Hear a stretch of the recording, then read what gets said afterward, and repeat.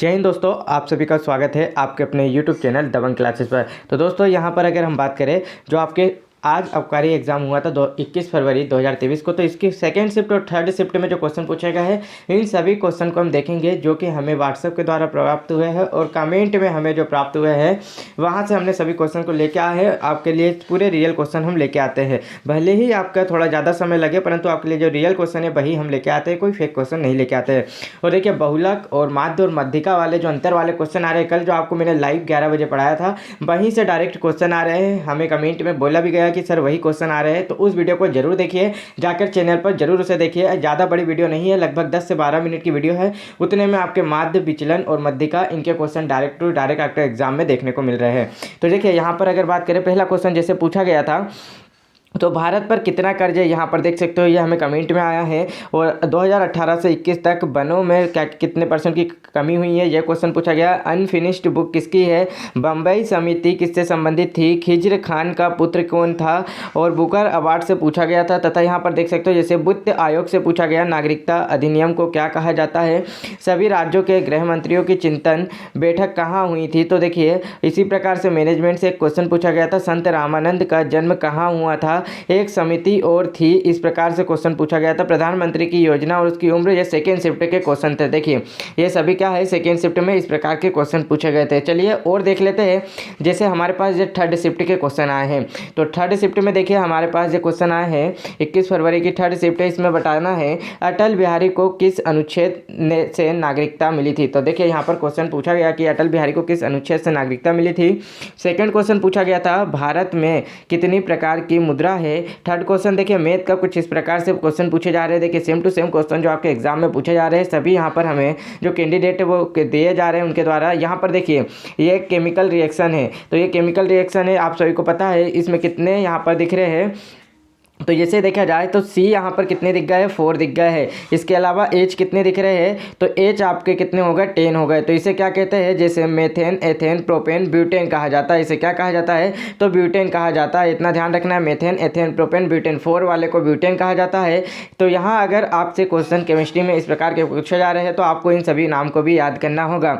अब देखिए एलजेब्रा में क्वेश्चन देखिए, यहाँ पर A3, B3 और C3 कल के कुछ क्वेश्चन आपसे पूछा गया था। और देखिए माध्य और माध्यिका में अंतर, जो कि मैंने कल की वीडियो में आपको 11:30 बजे लाइव पढ़ाया था और वहीं से जो क्वेश्चन देखने को मिला है, इसके लिए हमें इन कैंडिडेट के द्वारा इन क्वेश्चन को भेजा गया है, क्योंकि हमारी ही वीडियो से क्वेश्चन देखने को आप सभी को मिल रहे हैं। देखिए समांतर श्रेणी के 2 क्वेश्चन पूछे गए थे, और कुहा खेती किस खेती के अंतर्गत आती है ये आपको बताना है। और यहाँ देखिए जैसे पूछा गया है एक आपका परसेंटेज से क्वेश्चन, तो x 20%, भाई 45% का रेशो है, तो भाई और x की वैल्यू बताना। तो यहाँ पर देख सकते हो इस प्रकार के क्वेश्चन आपको देखने को मिलेंगे।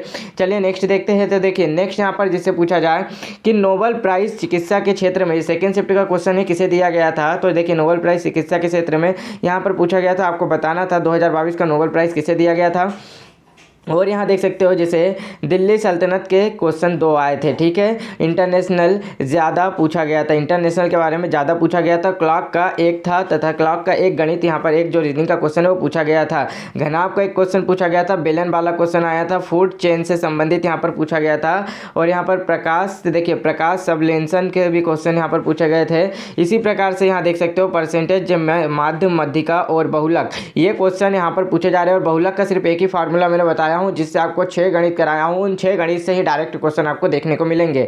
और आगे चलते हैं तो देखिए यहाँ पर जैसे बिहारी पुरस्कार पूछा गया है, वर्ल्ड फूड डे पूछा गया है, ब्रिटिश शासन काल में बार निगम की स्थापना कहाँ हुई थी, ये पूछा गया है। चिकित्सा का नोबेल पुरस्कार पूछा गया है, किसे दिया गया 2022 का।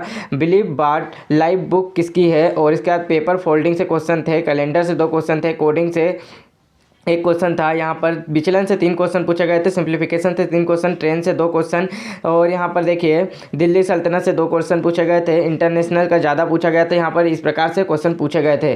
और यहाँ पर देखिए हमने इससे पहले फर्स्ट शिफ्ट का आपको सभी चीज़ दे दिए है। और अगर यहाँ पर डिटेल में बात करें तो डिटेल में यहाँ देख सकते हो, जैसे क्वेश्चन को देखना है तो डिटेल में हमने यहाँ पर लिए है आपके लिए। जैसे ये आपके सामने PDF आ रही है, ये सेकेंड शिफ्ट और थर्ड शिफ्ट में, जैसे कि इसका उत्तर देखना है तो देखिए जैसे बोला गया भारत पर कितना कर्जा है जो आपको बताना है। तो 2022-23 में बस 14.2 लाख करोड़ रुपए रहने का अनुमान है। कितना कर्जा रहने का अनुमान है? 14.2 लाख करोड़ रुपए रहने का अनुमान है। चलिए नेक्स्ट देखते हैं। नेक्स्ट में जैसे पूछा गया था 2018 से 2021 तक भारत में वनों की कटाई में कितने प्रतिशत की कमी आई है।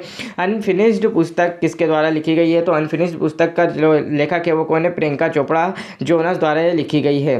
नेक्स्ट यहाँ पर देखिए मुंबई समिति किससे संबंधित है? खिज़र खां का संबंध किससे है? बुकर पुरस्कार 2022 किसे दिया गया है? तो बुकर पुरस्कार 2022 जो है वो श्रीलंकाई लेखक सेहान करुणातिलका के द्वारा लिया गया है। इनकी बुक क्या थी? The 7 moons of Maali Almeida book था। इनके लिए इन्हें 2022 का बुकर पुरस्कार का विजेता घोषित किया गया। इसके अलावा अगर पूछ ले अंतर्राष्ट्रीय बुकर पुरस्कार किसे दिया गया है, तो यह भारत की गीतांजलि श्री को दिया गया था। यह आपको याद रखना है। रेत समाधि के लिए दिया गया था। द टॉम्ब ऑफ सेंट के लिए इन्हें दिया गया था। नेक्स्ट देखिए नागरिकता अधिनियम को क्या कहा जाता है? तो देखिए इस प्रकार का क्वेश्चन आया था, ये हमें समझ में नहीं आया, परंतु 1955 में भारत में जो नागरिकता अधिनियम को लागू किया गया था, भारत की जो नागरिकता है वो भाग 2 में लिखी गई है। इसके बाद जब अनुच्छेद 5 से लेकर 11 तक इसका संबंध है और अनुच्छेद 11 के तहत संसद नागरिकता के संबंध में कानून बनाने की शक्ति प्रदान करती है।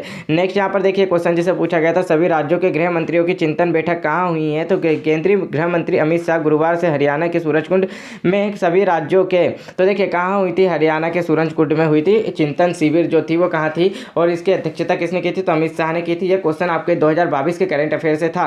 संत रामानंद का जन्म कहाँ हुआ था? तो संत रामानंद का जन्म जो हुआ था प्रयागराज में एक ब्राह्मण परिवार में हुआ था।